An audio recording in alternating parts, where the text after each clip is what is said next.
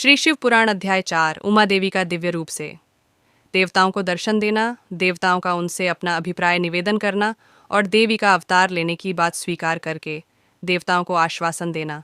ब्रह्मा जी कहते हैं, नारद, देवताओं के इस प्रकार स्तुति करने पर दुर्गम पीड़ा का नाश करने वाली जगतजननी देवी दुर्गा उनके सामने प्रकट हुईं। वे परम अद्भुत दिव्य रत्नमय रथ पर बैठी हुई थीं। उस श्रेष्ठ रथ में धुंधुरु लगे हुए थे और मुलायम बिस्तर बिछे थे। उनके श्री विग्रह का एक एक अंग करोड़ों सूर्यों से भी अधिक प्रकाशमान और रमणीय था। ऐसे अवयवों से वे अत्यंत उद्दासित हो रही थीं। सब ओर फैली हुई अपनी तेजो राशि के मध्य भाग में वे विराजमान थीं। उनका रूप बहुत ही सुंदर था और उनकी छवि की कहीं तुलना नहीं थी। सदाशिव के साथ विलास करने वाली उन महामाया की किसी के साथ समानता नहीं थी। शिवलोक में निवास करने वाली वे देवी त्रिविध चिन्मय गुणों से युक्त थीं। प्राकृत गुणों का अभाव होने से उन्हें निर्गुणा कहा जाता है। वे नित्य रूपा हैं। वे दुष्टों पर प्रचंड कोप करने के कारण चंडी कहलाती हैं, परंतु स्वरूप से शिवा कल्याणमयी हैं। सबकी संपूर्ण पीड़ाओं का नाश करने वाली तथा संपूर्ण जगत की माता हैं। वे ही प्रलय काल में महानिद्रा होकर सबको अपने अंक में सुला लेती हैं तथा वे समस्त स्वजनों भक्तों का संसार सागर से उद्धार कर देती हैं। शिवा देवी की तेजो राशि के प्रभाव से देवता उन्हें अच्छी तरह देख न सके। तब उनके दर्शन की अभिलाषा से देवताओं ने फिर उनका स्तवन किया। तदनंतर दर्शन की इच्छा रखने वाले विष्णु आदि सब देवता उन जगदम्बा की कृपा पाकर वहां उनका सुस्पष्ट दर्शन कर सके। इसके बाद देवता बोले, अंबिके, महादेवी, हम सदा आपके दास हैं। आप प्रसन्नतापूर्वक हमारा निवेदन सुने।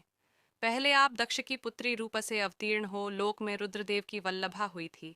उस समय आपने ब्रह्मा जी के तथा दूसरे देवताओं के महान दुहक का निवारण किया था।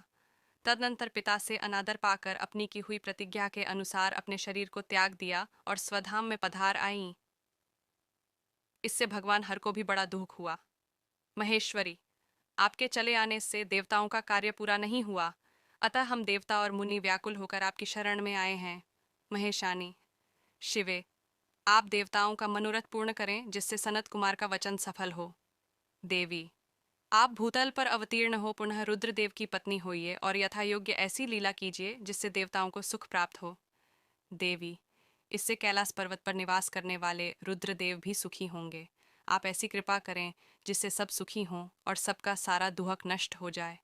ब्रह्मा जी कहते हैं, नारद, ऐसा कहकर विष्णु आदि सब देवता प्रेम में मग्न हो गए और भक्ति से विनम्र होकर चुपचाप खड़े रहे। देवताओं की यह स्तुति सुनकर शिवा देवी को भी बड़ी प्रसन्नता हुई। उसके हेतु का विचार करके अपने प्रभु शिव का स्मरण करती हुई भक्तवत्सला दयामयी उमा देवी उस समय विष्णु आदि देवताओं को संबोधित करके हंसकर बोली। उमा ने कहा, हे हरे, हे विधे और हे देवताओं तथा मुनियों, तुम सब लोग अपने मन से व्यथा को निकाल दो और मेरी बात सुनो। मैं तुम पर प्रसन्न हूँ, इसमें संशय नहीं है। सब लोग अपने अपने स्थान को जाओ और चिरकाल तक सुखी रहो। मैं अवतार ले मैना की पुत्री होकर उन्हें सुख देंगी और रुद्रदेव की पत्नी हो जाऊंगी। यह मेरा अत्यंत गुप्त मत है। भगवान शिव की लीला अद्भुत है। वह ज्ञानियों को भी मोह में डालने वाली हैं। देवताओं, उस यज्ञ में जाकर पिता के द्वारा अपने स्वामी का अनादर देख, जब से मैंने दक्ष जनित शरीर को त्याग दिया है, तभी से वे मेरे स्वामी कालाग्नि रुद्रदेव तत्काल दिगंबर हो गए। वे मेरी ही चिंता में डूबे रहते हैं। उनके मन में यह विचार उठा करता है कि धर्म को जानने वाली सती मेरा रोष देखकर पिता के यज्ञ में गई और वहां मेरा अनादर देख मुझ में प्रेम होने के कारण उसने अपना शरीर त्याग दिया। यही सोचकर वे घर बार छोड़ अलौकिक वेश धारण करके योगी हो गए। मेरी स्वरूपभूता सती के वियोग को वे महेश्वर सहन न कर सके।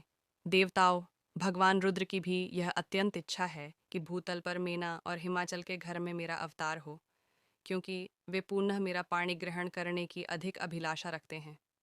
अतः मैं रुद्रदेव के संतोष के लिए अवतार लूंगी और लौकिक गति का आश्रय लेकर हिमालय पली मैना की पुत्री होंगी। ब्रह्मा जी कहते हैं, नारद, ऐसा कहकर जगदम्बा शिवा उस समय समस्त देवताओं के देखते देखते ही अदृश्य हो गईं और तुरंत अपने लोक में चली गईं। तदनंतर हर्ष से भरे हुए विष्णु आदि समस्त देवता और मुनि उस दिशा को प्रणाम करके अपने अपने धाम में चले गए। अध्याय 4 एयूएम नमः शिवाय।